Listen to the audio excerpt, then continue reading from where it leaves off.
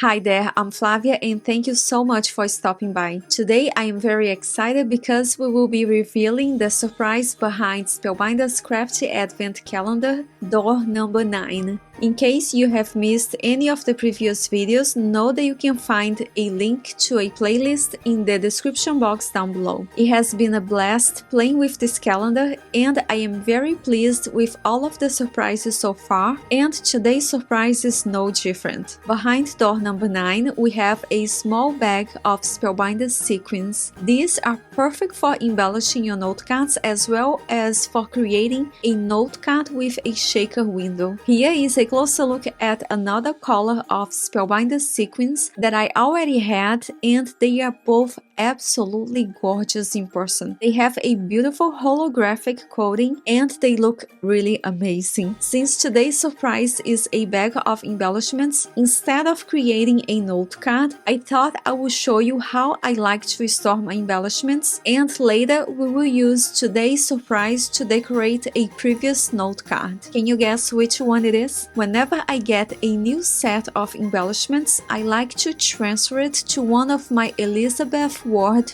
bead storage containers. I like using this container because it has a very secure lid and I find it to be the perfect size for storing most of the embellishments that I buy. However, know that these containers come in many different sizes and this one that I have right now is the smallest. By the way, I got my beads containers from Amazon. I purchased a large tray with a lid and 78 containers like this one inside. Even though I no longer keep these containers inside the tray that they came in, I still think it was a great investment, and many years later I am still happy with these containers. Nowadays I keep all of these tiny containers inside small drawers that I have under my table, which is very handy by the way. If you prefer buying just a few of these containers, that is also an option, and I will make sure to list everything in the description box down below in case you're interested.